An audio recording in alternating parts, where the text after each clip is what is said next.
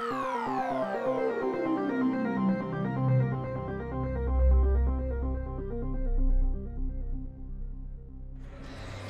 right, we got the next fight coming up. Look. All right, here we go. The tail of the tape for Antonio Gutierrez, Conner Recore. 3-year age gap, a little bit of a reach advantage, 4.5 there for Conner Recore. A little bit of a height advantage as well, Corey. In your experience, man, the height advantage, how do you deal with that? So, when we're dealing with height advantage, you got to take into account the fact that in MMA, if you've got that, you got the ability to get underneath somebody, try to pressure against the cage. With Muay Thai, you have the ability to clinch a little bit differently. If you're going to go for a dirty boxing clinch and follow through with that, then do that a little bit easier if you're shorter.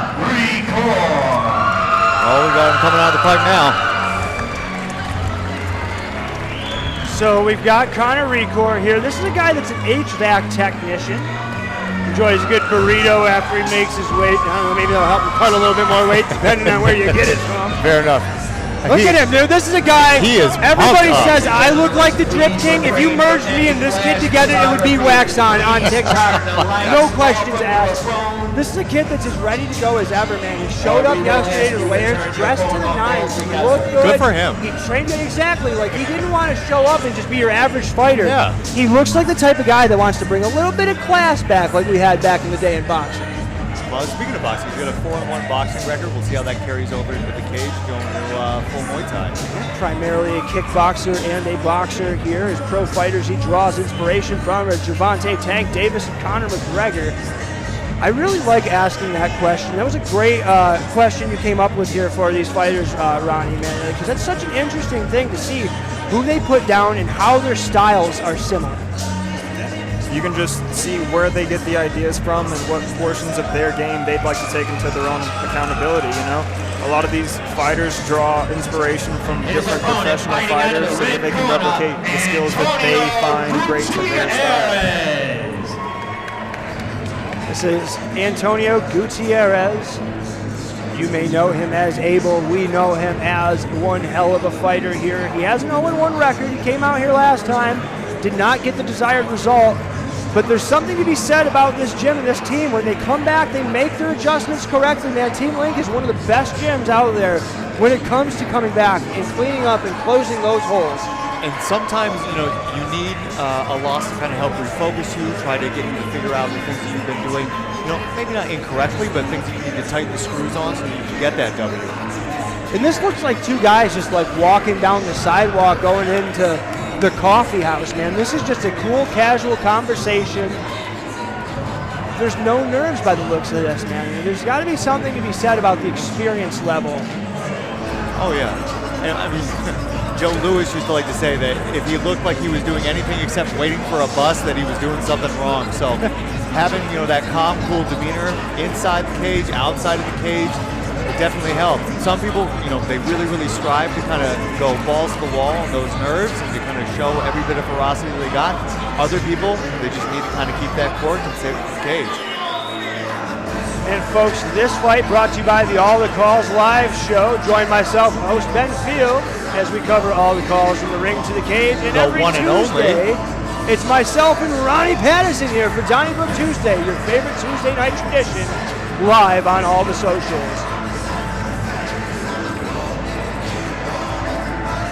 What's going on here? We playing cup check or what? Sounds like it. JP Zudigo, one of the best damn refs in the game, but why don't we send it up to Tom Kilkenny for our introduction? Okay, ladies and gentlemen, once again, this is 3 2-minute rounds of Muay Thai action. This matchup is brought to you by Barzlow Construction. First, fighting out of the blue corner, he weighed in at 145 pounds. Let's hear it for Conner Recore! And his opponent also coming in at 145 pounds. Let's hear it for Antonio Gutierrez. The Boomers. All right, Brandon Medina, the third man in the cage for tonight's contest. I'm interested to see how Recore can establish that jab distance if he really decides to go with that. I'm interested to see how we can see if Gutierrez is able to get inside of that range and what he can do with it. All right, this fight underway. Recore is southpaw. Got to try to battle for that outside. Try to keep that outside leg on the outside. So they talk about that foot position battle. Yep. We're seeing Gutierrez kind of try to take the center of that. Ooh, here we go. Nice, good, straight fire down. Recore ate one, and it seemed like it woke Flurries. him up. Oh my God, yo.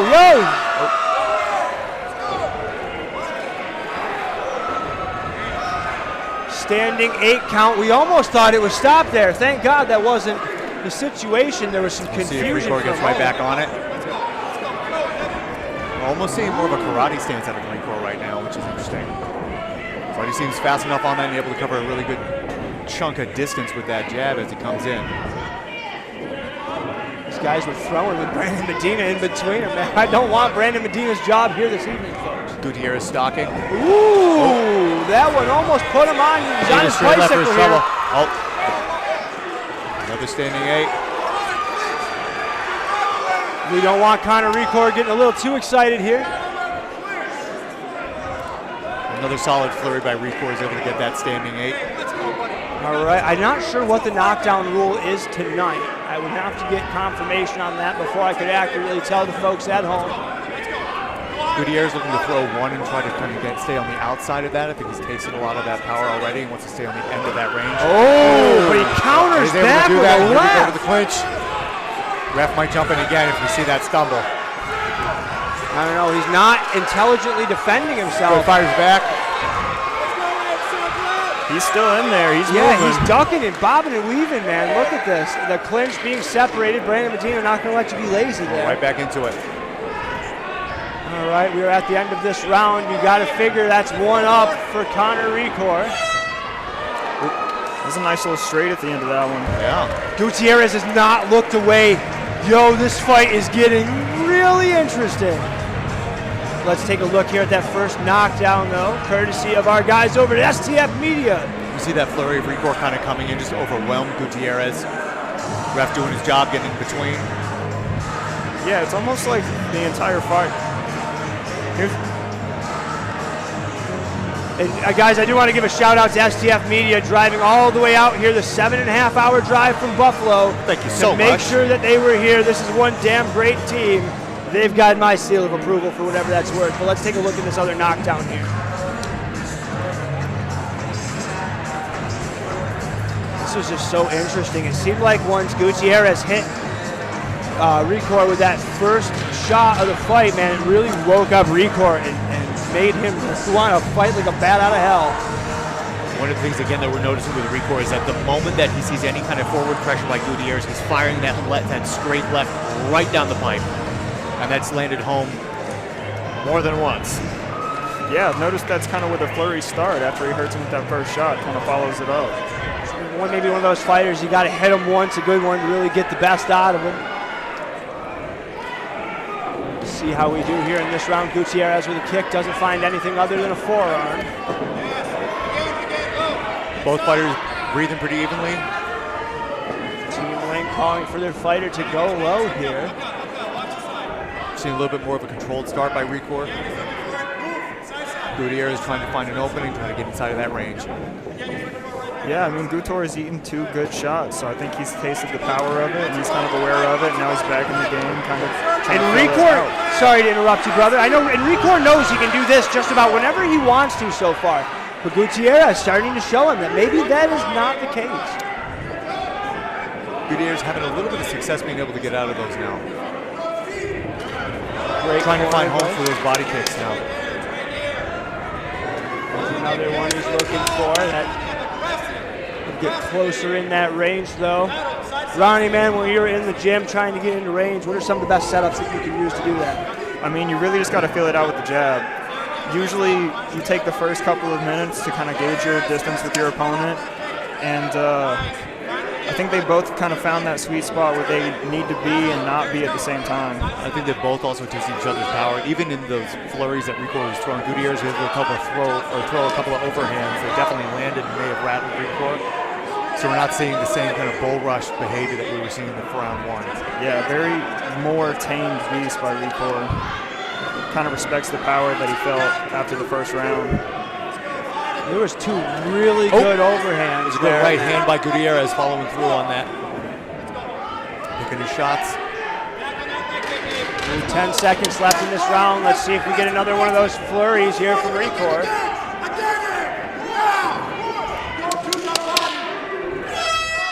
That's round number 2 in the books. How we would score this round. Very interesting back and forth. It was definitely a much more controlled round. Fewer flurries. Let's take a look at this replay brought to you by STF Media. This is pretty much the only flurry that we saw out of Recore. And again, we're seeing Gutierrez land inside of those flurries now. This is the 3rd and final round. Let's put our hands together for these 2 That's where we great see who's been putting the fighters. time in the gym. Who's got enough gas in the tank to be able to kind of send it home.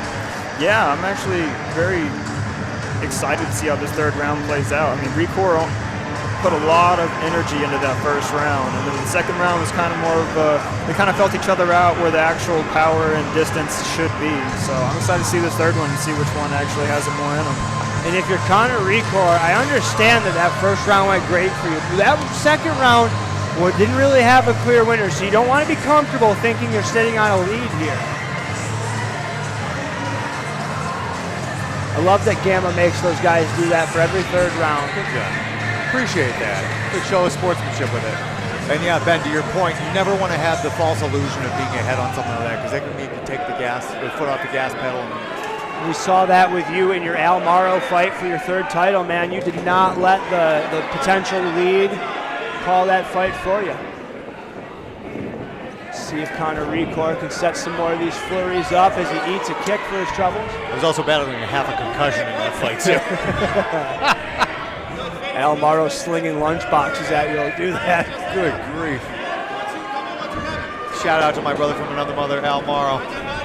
Guy's just the most wholesome person I've ever met. Congratulations to him and Tori on their marriage, as we got another flurry potentially starting here. Gutierrez finding a home for that body kick over and over again. This corner's pretty happy with that too, man. That's what they've been asking him to do since the first second of this fight. He might be looking to set up that body kick and use that to set up an overhand right. Oh, that looked like he stepped wrong. Yeah, a little hyperextension on that right knee, excuse me. Now we're going to the inside. That karate stance not lending itself as well to this in and out kicking style that Gutierrez is showing now. Gutierrez really trying to control the center of this cage. We've got 35 seconds and change left here. Let's see which one of these gentlemen can put a stamp on this and potentially seal this fight. With as hard of a round as Gutierrez had going into the first, he's coming back like a lion in the 2nd and the 3rd. Good for him. Really impressive. Says a lot about the incredible fighter, but it says even more about the corner to give the proper adjustments to their fighter. And the conditioning. To be able to come back from that, you've got to be putting that time in the gym to be able to come back. These body kicks from Gutierrez seem to be getting harder and harder with each one as we get to the last few seconds of our 3rd and final round. Oh, P-Core trying to put a stamp. He's moving. All right. Good job, gentlemen. 3 incredible rounds up. You got to give at least one of those to Conner Recore. It could be a toss-up with how the other 2 go. Yeah, this is going to be an interesting one. Good job, boys. All right, here is the replay here brought to you by STF Media. Back and forth here as neither one of these guys wants to give an inch.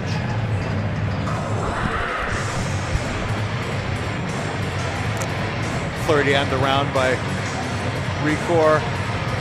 See if that was enough to get him to round number 3. He definitely earned round number 1. Number 2 could be up for... Yeah.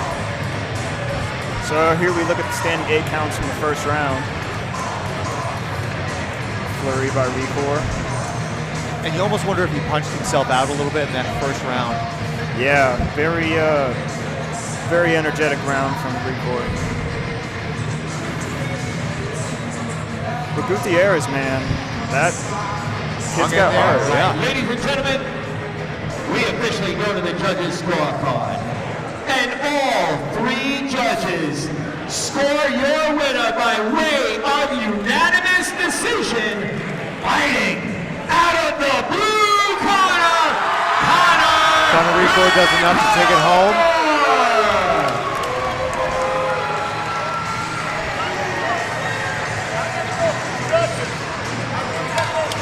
Antonio Gutierrez is going to go home and go back to the drawing board. Yeah, and I think it's good learning experience, at least in this fight, because this is a much harder fought fight than his first one. And again, Gutierrez was doing a lot of things right towards the second and the third. We saw those overhands coming in. We saw him being a little bit more patient. Conner Recore. Man, let's hear it for that performance. That flurry in the first round, man, it looked like you almost had him out of there. The pressure seemed to be a big part of that first round. Talk to us about that. I knew I just wanted to come out strong and impose my will early and just get in there and don't let my hands go, you know what I mean? I know when I let my hands go, I ain't gonna really stop. You showed that boxing style that he puts out on that paper. That was impressive. He was able to catch him with a couple of shots in the first round. It seemed like that guy a little bit more composed. Did that have an effect on you at all?